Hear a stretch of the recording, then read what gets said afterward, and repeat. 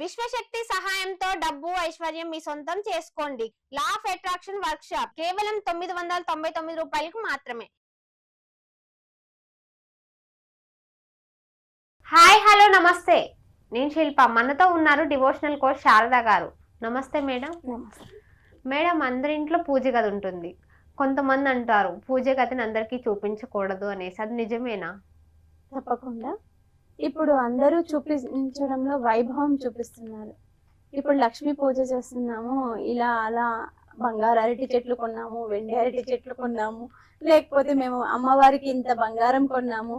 ఈ రోజు అందరూ కూడా వాళ్ళ వైభవం అనేది చూపించుకుంటున్నారు. పూజ రూమ్, హోమ్ టూర్స్ కూడా చేసేస్తున్నారు కదా. యాక్చువల్ గా చెప్పాలి, భగవంతుడి అంటే ఆయనకి ఏకాంతం అవసరం. ఒక మరుగు అనేది ఉండాలి.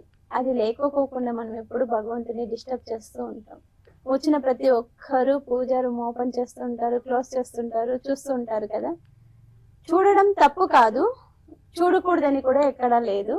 కాకపోతే అది ఒక మరుగు. మనకి పర్సనల్ రూమ్ ఎలాగుంటుందో భగవంతుని కూడా అది పర్సనల్ రూమ్ లాగే మనం భావిస్తాం. దాన్ని ఈశాన్యంలో ఒక గది నిర్మాణం చేసుకొని ఆ భగవంతుని మనం సపరేట్ గా పెట్టుకుంటాం.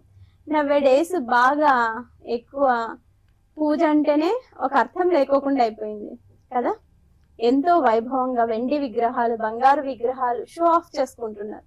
ఆ షో ఆఫ్ చేస్తున్న పూజల కంటే షో ఆఫ్ చేయకోకుండా మనసుతోటి భగవంతుని అర్చించి పూజించి మంచిగా దేవుణ్ణి నమస్కారం చేసి ఒక కర్టన్ లాంటిది వేసేసి ఉదయము సాయంత్రము ఆ పూజ రూమ్ లో వెళ్ళేటప్పుడు కూడా గంట కొట్టి వెళ్ళాలి అంటారు. అందుకే కదా మనము పూజా రూమ్స్ కి బెల్స్ అరేంజ్ చేస్తూ ఉంటాం. ఎందుకో తెలుసా?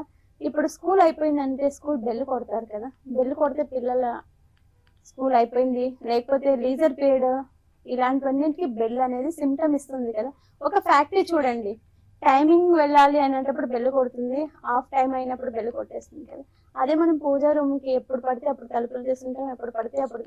ఆయన ఏకాంతాన్ని మనం భంగం చేసిన వాళ్ళం అవుతాం కాబట్టి అలా చేయకూడదు అనేది ఒక ఉద్దేశం తప్పితే భగవంతుని చూడకూడదని ఎక్కడ రాయలేదు, భగవంతుని చూపించకూడదని కూడా ఎక్కడ రాయలేదు. చూడాలి అనుకుంటే ఆయన టైంలో మనం వెళ్ళాలి. మన టైంలో ఆయన రాడు కదా.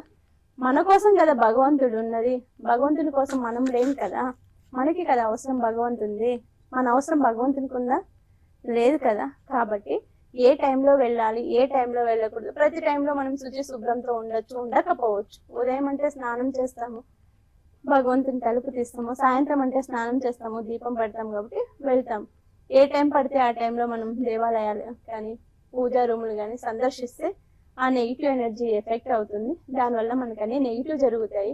వచ్చిన వాళ్ళందరూ కూడా మన దేవుణ్ణి చూసి, మన వైభవాన్ని చూసి, కొంతమంది అబ్బా ఎలా డెకరేషన్ చేసుకున్నారో చూడు అని ఫీల్ అయ్యే వాళ్ళు ఉంటారు.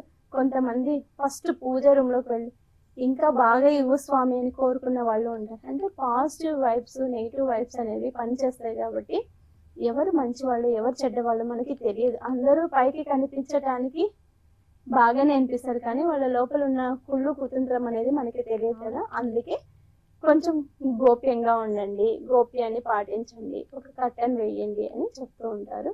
భగవంతునికి డిస్టర్బ్ చేయకూడదు అని చెప్తుంది. Thank you madam.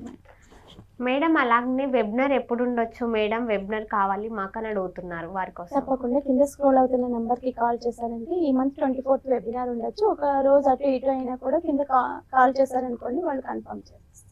Thank you madam.